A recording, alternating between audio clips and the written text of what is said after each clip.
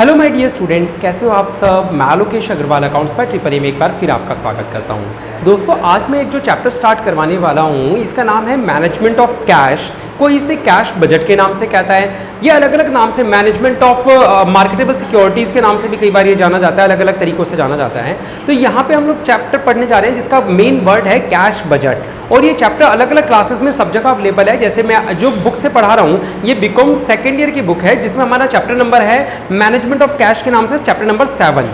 इसी तरह ये बीबीए की बुक में भी है, बीबीए सेकंड ईयर में है ये चैप्टर, और वहां पे भी है मैनेजमेंट ऑफ कैश वाला, और बीबीए थर्ड ईयर में भी है कैश बजट का चैप्टर। ठीक है, बीबीए सेकंड ईयर में भी है, बीबीए थर्ड ईयर में भी है, बीकॉम सेकंड ईयर में भी है, बीकॉम थर्ड ईयर में भी है। यानी कैश बजट एक ऐसा चैप्टर है जो BCom second year third year दोनों में है, और BBA second year third year दोनों में है। और मजे की बात बेटा, दोनों में सवाल भी सेम है ना। मतलब एक आधा सवाल कोई अलग हो सकता है, यानी सवाल की वैल्यूज तक सेम है। तो आप लोगों को कैश बजट अच्छे से सीखना है, चाहे आप किसी भी क्लास के हो। जो सवाल मैं यहाँ दिखा रहा हूँ उनकी आपको स्क्रीनशॉट देता रहूंगा, आप लोग देख सकते हो उसको, या आप अपनी बुक से भी प्रैक्टिस कर सकते हो। आइए शुरू करते हैं बेटा। ये बीकॉम की बुक से है, बीबीए में भी सेम सवाल है। ये बीकॉम सेकंड ईयर की बुक है, बीबीए सेकंड ईयर में भी डिट्टो सेम का सेम यही है। Management of cash, serial number भी यही मिलेगा।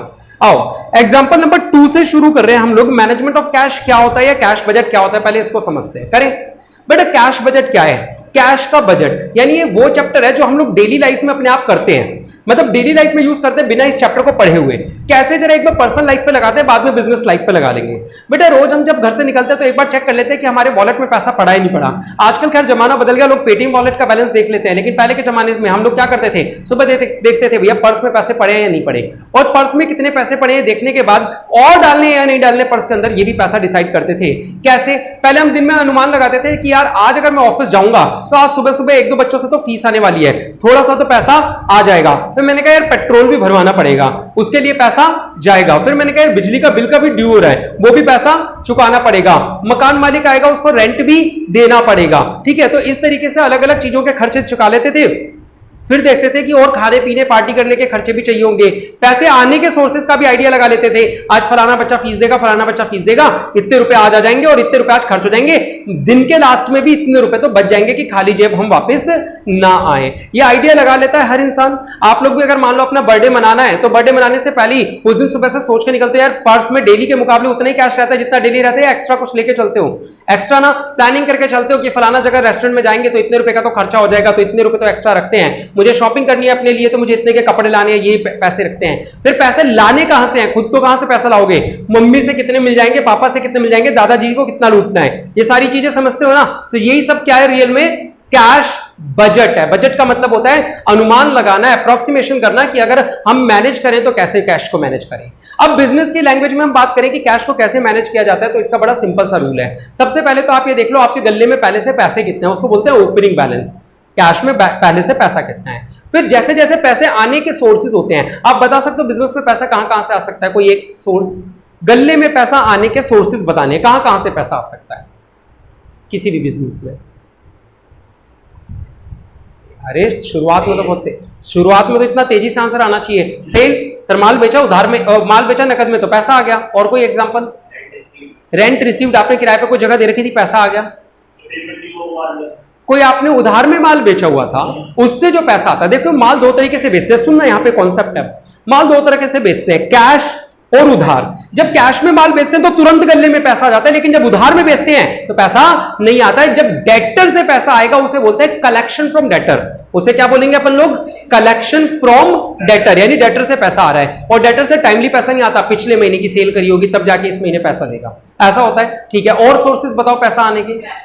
बिल्कुल, कैपिटल इन्वेस्टेड नहीं बोल सकते, 11th के कॉन्सेप्ट को वीक बोल रही हो। इन्वेस्टेड का मतलब होता है हमने पैसा लगाया, कैपिटल इंट्रोड्यूस किया। आप ये कह सकते हो कि मालिक ने कैपिटल दिया है बिजनेस में, या आप ये कह सकते हो issue of share capital, issue of debenture, issue of preference share, इनसे पैसा आता है। और अगर जाने की बात करें तो redemption of preference share, redemption of debenture, इनसे पैसा जाता है। और कोई चीज बोलो, सर हमने कोई फिक्स्ड एसेट्स बेच दी, पैसा आ गया। कहीं पैसा इन्वेस्ट किया हुआ था, वहां से इंटरेस्ट मिला, पैसा आ गया। कहीं पैसा इन्वेस्ट किया हुआ था, वहां से डिविडेंड मिला, पैसा आ गया। ये नहीं आने के सोर्सेज थे।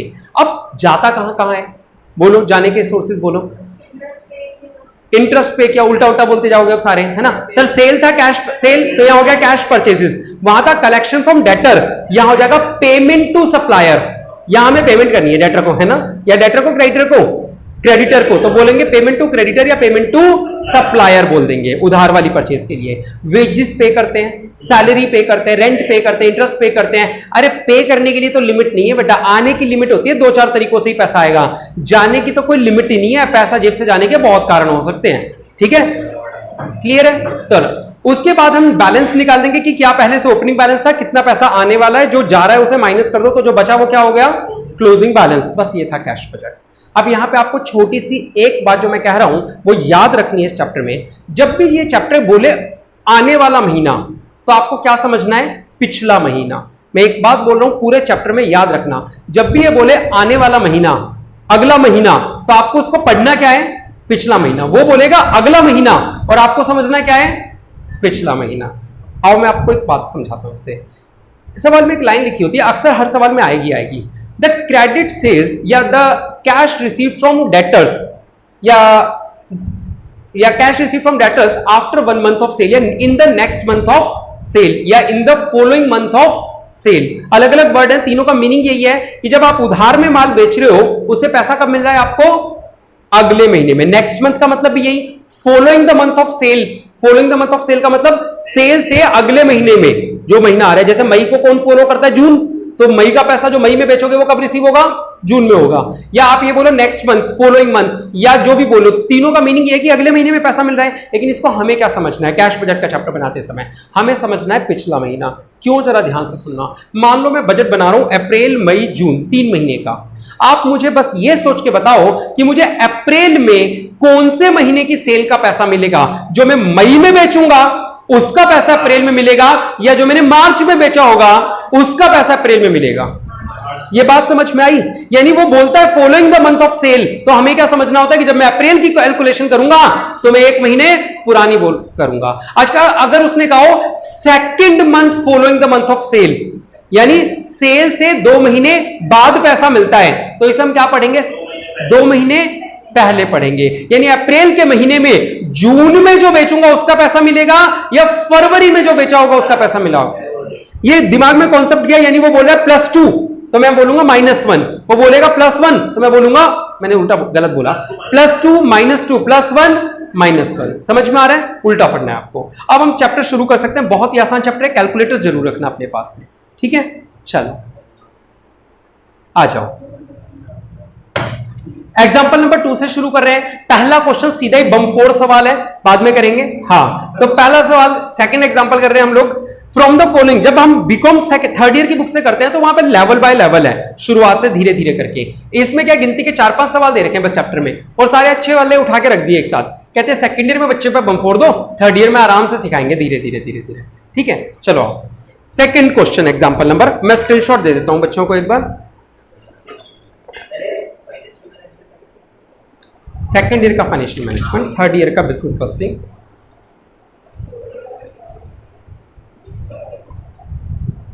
चलो, हाँ बेटा, चलो देखो एग्जाम्पल 2 में क्या लिखा है, पहले पूरा सवाल पढ़े सब लोग। फोटो लेनी है बुक की तो फोटो ले लो, चाहे तो इनके पास।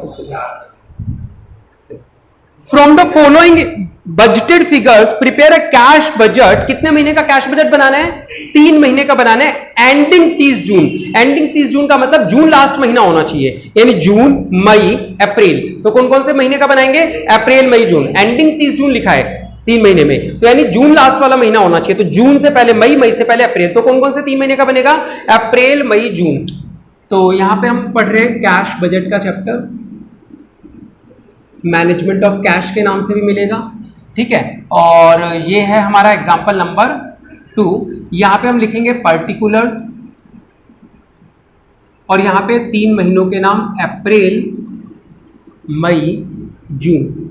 हमेशा जो सबसे पहला वर्ड आएगा वो आएगा ओपनिंग बैलेंस, पहले से कैश कितना था। फिर आएगा बेटा एस्टिमेटेड रिसीप्ट। एस्टिमेटेड का मतलब जानते हो ना, अनुमानित, यानी कितना पैसा आने वाला है जहां जहां से अनुमान हो। फिर थोड़ा सा गैप देके यहां पे टोटल रिसीप्ट्स आ जाएगा, ठीक है।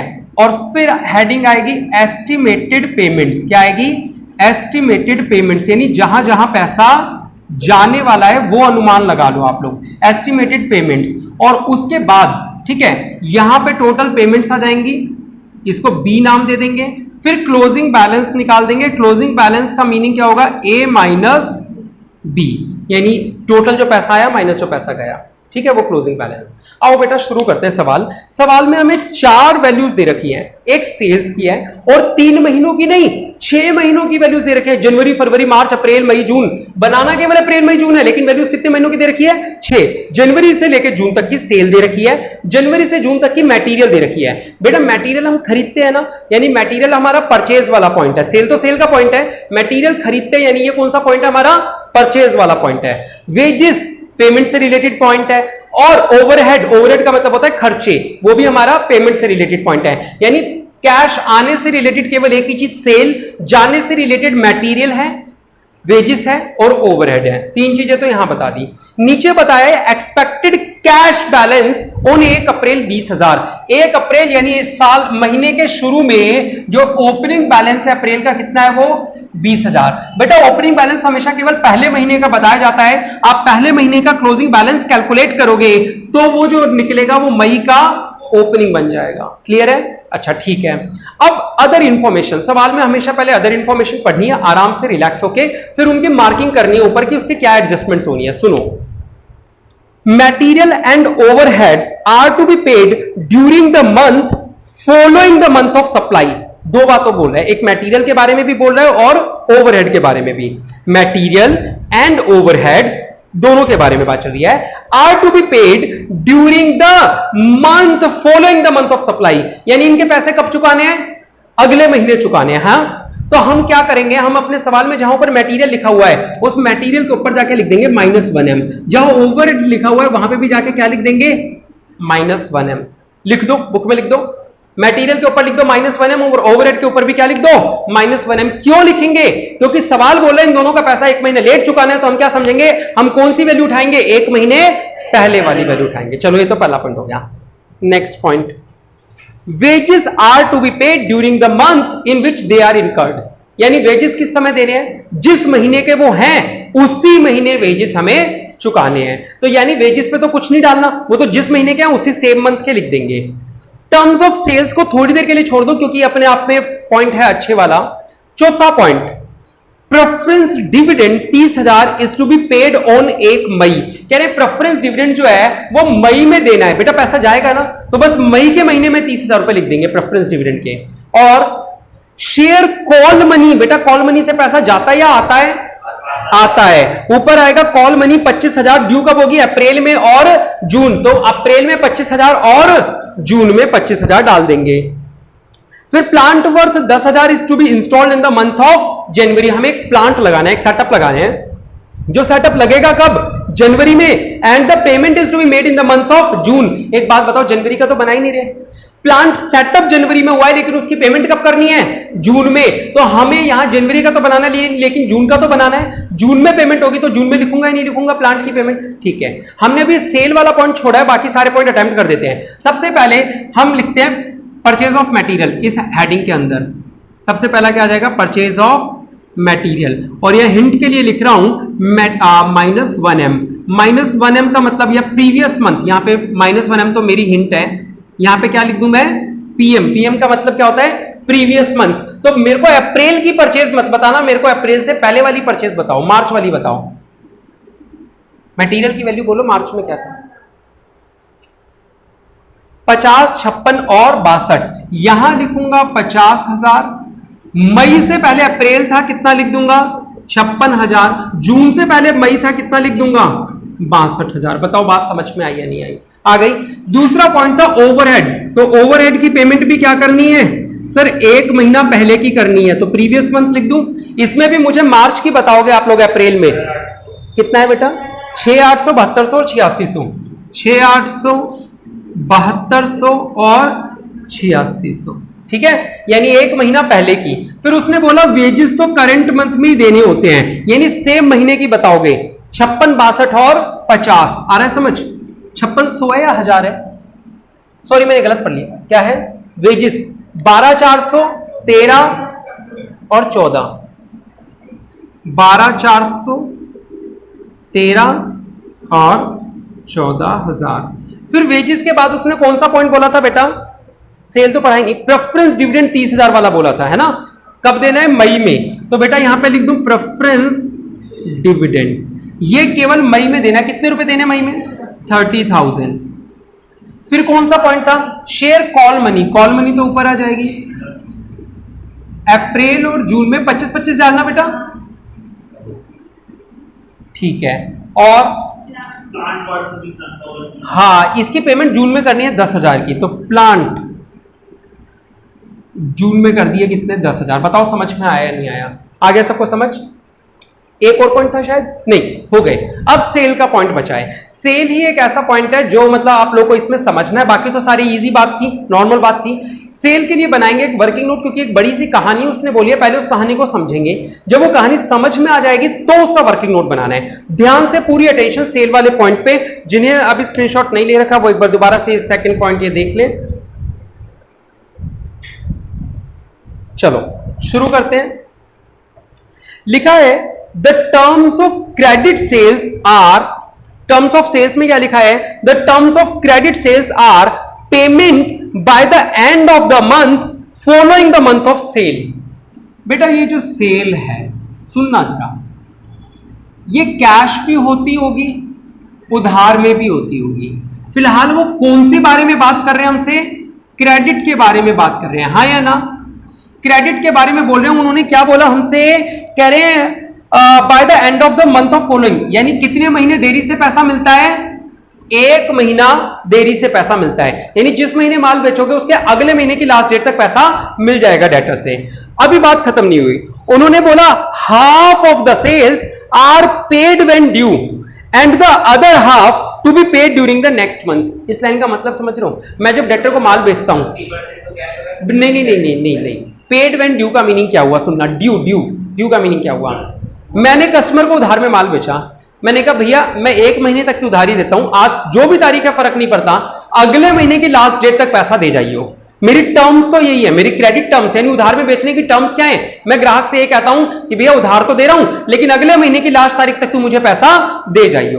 अब मैंने तो ग्राहक को बोल दिया, लेकिन ग्राहक जरूरी थोड़ी है पैसा दे जाएगा, तो आधे लोग तो मुझे टाइम से पैसा दे जाते हैं, यानी कि 1 महीने बाद, आधे उसके भी 1 महीने बाद देके आते हैं। लाइन फिर से पढ़े, चलो पढ़ो फिर से एक बार, लाइन क्या लिखी है, half of the sales are paid when due, paid when due का मतलब 1 महीने बाद आधे ही लोगों से पैसा मिलता है। लिखा है the other half to be paid during the next month, यानी 2 महीने बाद। यानी ये जो क्रेडिट है ना, ये भी 2 हिस्सों में मिलती है, आधे लोगों से तो पेड व्हेन ड्यू और बाकी आधे लोगों से 1 और महीने बाद, यानी कि 2 महीने बाद। आई बात समझ में, चलो ठीक है। अच्छा मैं आधों को 50% लिख सकता हूं, हाँ या ना, हाफ की बजाय यहां पे ऐसे लिख दूं 50%, अच्छा लग रहा है, चलो ठीक है। आगे देखो क्या, सॉरी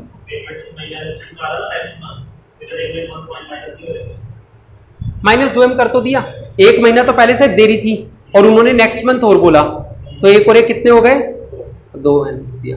आया समझ में सभी को, चलो नेक्स्ट पॉइंट क्या लिखा है, कह रहे 5% sales commission is to be paid within the month following actual sales, यानी आपको सेल्स कमीशन भी देना है, ठीक है, 5% का, ये एक अलग टॉपिक है, सेल कमीशन, ये कितना देना है, 5% देना है, और कब देना है, within the month following the actual sale, यानी 1 महीने पुरानी सेल का 5% इस महीने दूंगा। फॉलोइंग द एक्चुअल सेल का मतलब अगर अप्रैल में मैं कोई माल बिकवा रहा हूं तो इसकी कमीशन की कैलकुलेशन तो होगी, लेकिन पेमेंट कब करूंगा, तुम्हें अगले महीने दूंगा एजेंट को जो कमीशन देना है। अच्छा हाँ बोलो बोलो, टोटल पे बिल्कुल, हमेशा टोटल पे। चलो अब सवाल में ये नहीं बताया कि कैश में भी कोई माल बिका था या नहीं बिका था, अदरवाइज वो सवाल में बताता है कि 10% कैश है 90% उधार है। जब उसने कैश कुछ बोला ही नहीं तो पूरा का पूरा क्या हो गया बेटा, उधार हो गया, हाँ या ना, ये बात समझ में आई। जब कैश नहीं बोला तो पूरा का पूरा क्या है, उधार है। अब उधार वाले के लिए वर्किंग नोट बनता है जिसको हम क्या बोलते हैं, कलेक्शन फ्रॉम, क्या बोलेंगे इसको, कलेक्शन फ्रॉम डेटर्स, ठीक है बेटा, क्या बोलेंगे, कलेक्शन फ्रॉम डेटर्स। देखो बेटा 3 महीने के लिए बनाना है, अप्रैल मई जून, अप्रैल मई और जून। सुनना बेटा अप्रैल के महीने में डेटर से पैसा एक बार मिलेगा या दो अलग अलग लोगों से मिल रहा होगा? अलग अलग। यहां पे कितना हुआ देखो, क्रेडिट वाला टॉपिक यानी कलेक्शन फ्रॉम डेटर, यानी किधर टॉपिक की बात कर रहे हैं अपन? इस टॉपिक की बात कर रहे हैं। इस टॉपिक में कितनी जगह दिख रही है? दो। तो यहां दो लाइनें बनेगी, कौन कौन सी? प्रीवियस मंथ 50%, ये क्या लिखा है? 50% ऑफ, ये क्या है? -1m, यानी कि प्रीवियस मंथ। और ये क्या लिखा है? 50% ऑफ सेकेंड प्रीवियस मंथ। आई बात समझ? ये कलेक्शन फ्रॉम डेटर था। कलेक्शन फ्रॉम डेटर में दो हिस्से हो रखे हैं, 50% तो पिछले महीने का मिलेगा और 50% उससे भी पिछले महीने का मिलेगा। पहले ये वाला टॉपिक कर ले। मुझे सेल बताओगे, अप्रैल नहीं, अप्रैल से पहले मार्च वाले महीने की बताओ, सेल कितनी थी मार्च में? हाँ 64 पूरी लिख दूं या आधी लिखूं? फिर मई की बताओ। 84 नहीं, मई से पहले यानी कि अप्रैल कितनी हो गई?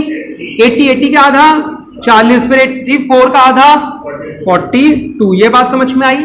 अच्छा, 50% ऑफ सेकंड प्रीवियस मंथ। अगर आपका ये बन गया ना तो यहां दिमाग लगाने की जरूरत नहीं है। ये बन गया ना तो बस यहां क्या लिखा है? 50% ऑफ सेकंड प्रीवियस मंथ। 2 महीने पहले जाके, अप्रैल से 2 महीने पहले जाओ, कितनी थी अप्रैल से 2 महीने पहले? 56 का आधा कितना हुआ? 28,000। ठीक है, उसके बाद 64 का आधा किया, कितना हुआ? 32,000। और 80 का किया तो 40,000। बताओ बात समझ में आई नहीं आई?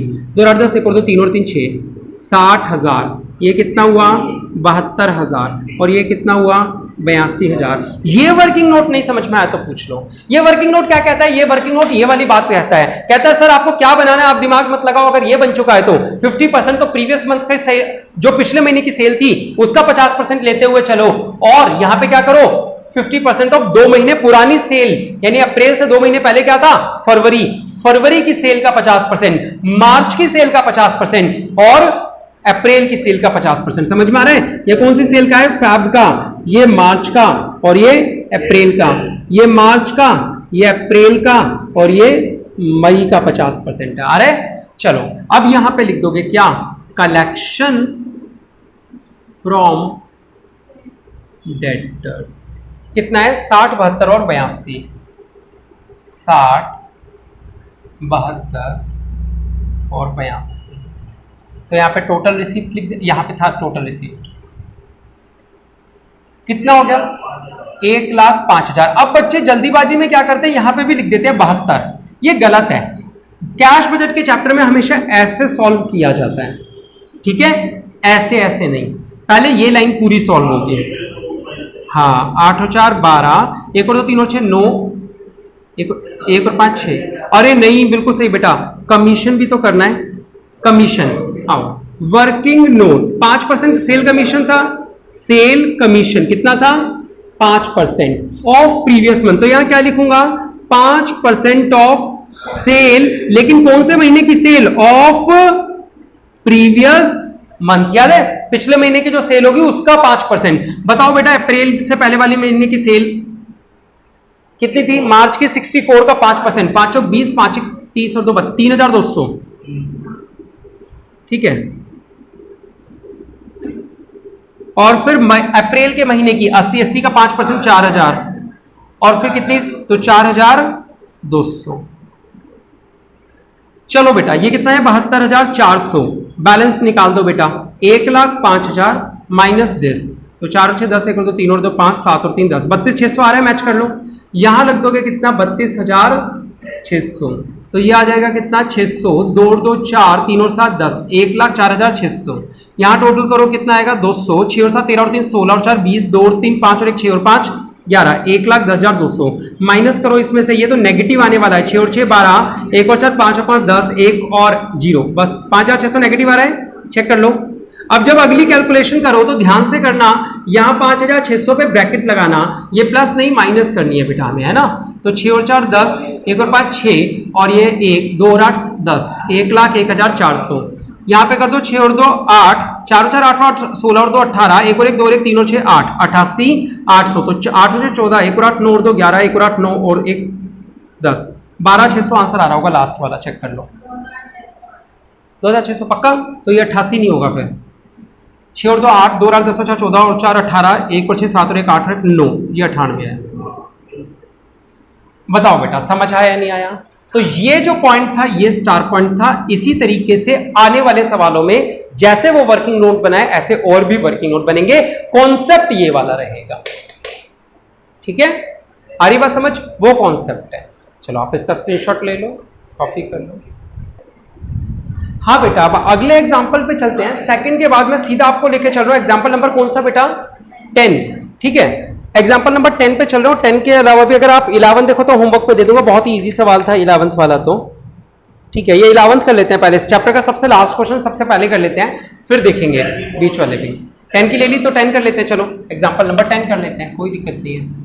चलो 10 देखो सवाल में क्या है, तो सवाल की बच्चों को वो दे दो स्क्रीनशॉट। ये देखो एग्जाम्पल नंबर 10, बस इतना ही है।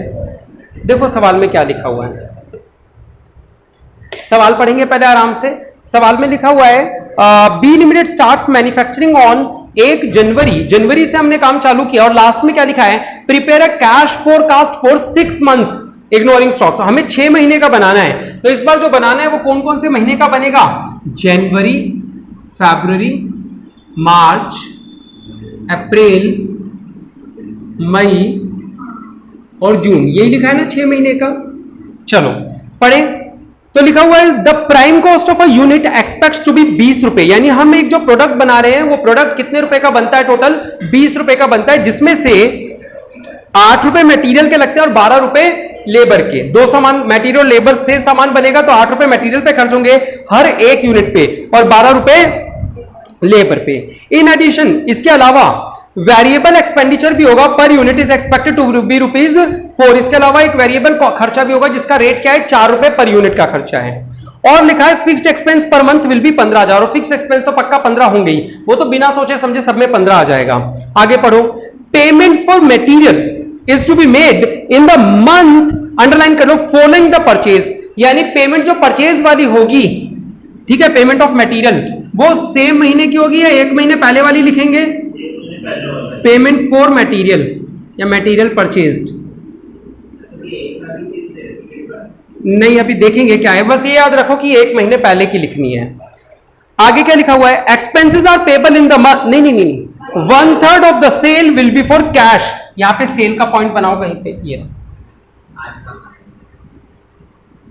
सेल कैश कितनी होगी? केवल 1/3। क्या लिखा है? 1/3 of the sale is for cash and the rest का मतलब बची हुई, ऑन क्रेडिट, ठीक है? तो जो बची हुई है यानी कि वो कलेक्शन फ्रॉम डेटर का टॉपिक हो गया, उधार सेल। और वो बची हुई जब किसी 1 में से 1/3 जाता है तो कितना आता है? 2/3 आता है। तो 2/3 उधार में बेचेंगे। क्या लिखा है? For settlement in the following month. और इसका पैसा मिलेगा कब? इसका पैसा मिलेगा फॉलोइंग मंथ, यानी कि एक महीने पहले वाली सेल पे। और expenses are payable in the month in which they are incurred. खर्चे तो उसी महीने दिए जाएंगे जिस महीने के वो हैं। The selling price is fixed at 40 per unit. यहां लिख लेते हैं कि जो सेलिंग प्राइस पर यूनिट है वो कितना है बेटा? 40 रुपए का है। और the number of units manufactured and sold is expected to be as under. उन्होंने बताया जो हमने बनाई और बेची वो हर महीने की यूनिट बताई है, हर महीने की अलग अलग यूनिट। यानी जनवरी में उन्होंने बताई 900 यूनिट, ठीक है? जनवरी में कितने यूनिट है? 900। फरवरी में 1200, ऐसे मार्च में 1800। इतनी यूनिट बनाई और इतनी यूनिट बेच दी। आगे लिखा है प्रिपेयर कैश बजट। शुरू करें बेटा। सबसे पहला पॉइंट किस बारे में था? सबसे पहला पॉइंट था प्राइम कॉस्ट यानी मटेरियल के बारे में। मटेरियल का खर्चा था 8 रुपए के हिसाब से, हाँ या ना? तो यहां पे मैं @8 रुपए लिखूंगा। कौन सी यूनिट लूंगा मैं? जनवरी में जनवरी वाली यूनिट लूंगा या जनवरी से पहले वाली? अब दिसंबर की तो यूनिट ही नहीं है हमारे पास, तो यहां पे कितना आ जाएगा? 0। अब फरवरी में कौन से वाली यूनिट्स के पैसे चुकाऊंगा? जो मैंने जनवरी में खरीदी थी। देखो जनवरी में कितनी खरीदी थी? 900। 900 इंटू 8 कितना हो जाएगा? 7200। फिर 1200 इंटू 8 9600। फिर 18 8 बताओ, 8 64 हासिल की, 8 1 8 12। बेटा परचेज की बात चल रही है ना, मटेरियल परचेज, वो तो एक महीने पुराना था एक्सपेंसेस का। हाँ ये कितना था? 12400, 14400 था क्या? पक्का? ठीक है। और फिर कौन सा लेंगे? 2100 वाला। 8 1 8 8 2 16, 16800। फिर 2100 का फिर से 16000 800। समझ में आ रहा है? एक महीने पहले जो माल बेचा था, हर यूनिट खरीदा था, सॉरी, उस यूनिट को मल्टीप्लाई कर दिया 8 रुपए से, ये परचेज का निकल आया। उसके बाद कौन सा पॉइंट बोला था उन्होंने? लेबर का। लेबर तो सेम महीने की देनी है। लेबर का रेट क्या था बेटा? 12 रुपए का रेट था, और ये सेम मंथ की होनी है, यानी अप्रैल जनवरी के महीने में, जनवरी में कितनी यूनिट थी? 900। 900 इंटू 12, 10,800। बताओगे एक बार? 12 फिर 12 12 144, 14,400। फिर 18 12 96 से लगी 9 12 कम 12 21,600। फिर कितना आ जाएगा?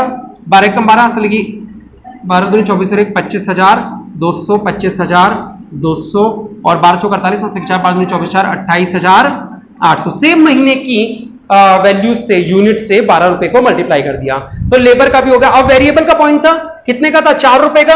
तो वेरिएबल भी सेम महीने के थे बेटा, वेरिएबल खर्चे 4 रुपए, तो सेम वही करो, 4 नीम 3600, उसके बाद 12 चौक 4800, फिर 18 चौक 7200, फिर बेटा 21 चौक 8400, 21 चौक 8400, और ये आ गया 9,600 आ रहा है। वेरिएबल भी हो गया। अब कौन सा खर्चा था? फिक्स कितना था?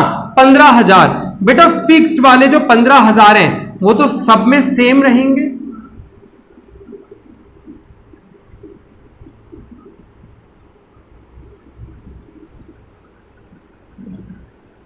चलो ठीक है, फिक्स्ड भी लिख दिया। अब कौन सा पॉइंट था? सेल का पॉइंट था। सेल सुनना बेटा, 1/3 तो कैश सेल है, तो पहले कैश सेल का पॉइंट कर दे। कैश सेल्स कितनी लिखूंगा? चलो यहां लिख देता हूं, 1/3 of obviously current month. Current month cash cell तो इसी महीने की होती है, और रेट क्या था सेल का? 40 रुपए पर यूनिट था, यानी जितनी भी यूनिट दे रखी है 40 रुपए से मल्टीप्लाई कर करके बता दो, और उसका 1/3 भी कर देना। सुनो, जनवरी में 900 यूनिट है, तो 900 यूनिट पूरी थोड़ी कैश में बेची है, 1/3 ही तो बेची है, तो पहले 900 का 1/3 करेंगे, कितना आएगा? 300, और 300 को 40 रुपए से मल्टीप्लाई करेंगे, कितना हो जाएगा? 12,000। फिर 1200 का 1/3 हुआ 400, 4 चौक 16,000। उसके बाद बेटा क्या है? 1800 का 1/3 हुआ 600, कैसे? हाँ 600, 6 चौक 24,000। उसके बाद बेटा 2100 का 700, 700 चौक 28,000, फिर 28,000, और फिर 800, 800 का 32,000। आई बात समझ में? अब बात आती है कलेक्शन फ्रॉम डेटर की। कलेक्शन फ्रॉम डेटर में क्या करना है, ध्यान से सुन लो। कलेक्शन फ्रॉम डेटर में भी रेट तो वही रहेगा ना, 40 रुपए पर यूनिट का ही, लेकिन वैल्यू कौन सी उठाओगे? 2/3 उठाओगे, और 2/3 कौन से महीने की?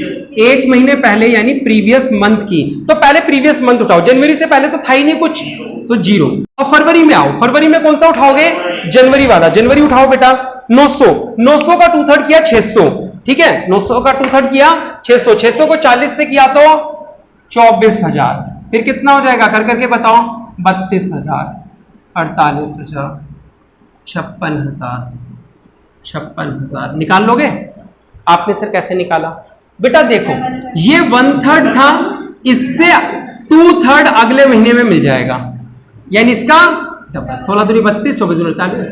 लेकिन आप ऐसे लगाना मत, आप अपना निकालते रहना आराम से। किसी सवाल में कुछ गड़बड़ कर गए तो फिर दिक्कत हो जाएगी ना। चल आओ, आगे क्या था बेटा? सेल वाला पॉइंट हो गया। फिर कोई पॉइंट था क्या? नहीं, सारे पॉइंट्स हो गए हमारे, यानी हमारा सवाल सॉल्व हो चुका है। मैं पहले 1 या 2 महीने का आंसर निकाल देता हूं, बाकी तो फिर टोटलिंग है, आप लोग करते रहना, ठीक है। टोटल रिसीप्ट ए, ओपनिंग बैलेंस था क्या सवाल में? नहीं था, नहीं था, तो यहां कितना हो जाएगा? 12,000। टोटल पेमेंट्स 8 से 14 से लगी 1 और 3 4 5 9 29,400, तो ये हो जाएगा 17,400 नेगेटिव का। ये अगली बार 17,400 यहां आ जाएगा नेगेटिव वाला, तो 1,400 कम करेंगे 22,600 आ जाएगा। 2,400 8 14 से लगी 1 और 5 6 और 4 10 4 14 और 7 21 2 और 2 4 41,400, और ये पॉजिटिव था, तो 4 और क्या होगा? 4 और क्या कर रहा हूं मैं? करो आप लोग। 6 और 8 14 से लगी 1 और 2 3 और 8 11 1 और 2 3 18,800 नेगेटिव। मैच कर लो एक बार बुक से, 18,800 नेगेटिव, तो 6,000 नहीं 5 32 और 5 37,200 पॉजिटिव। 6 और 6 12 और 2 14 से लगी 1 और 5 6 और 7 13 और 1 14 और 9 23 से लगी 2 और 2 4 और 1 5 53,400, तो ये हो जाएगा 16 नेगेटिव, है ना? मैच हो रहा है? 16,200 नेगेटिव। बताओ 2 और 8 10 हासिल की 1 और 6 7 1 और 8 9।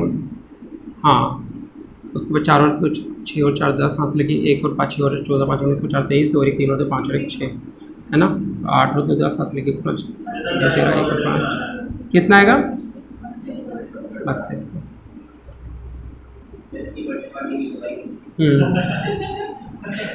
2 और 8 10 हासिल की 1 और 3 4 4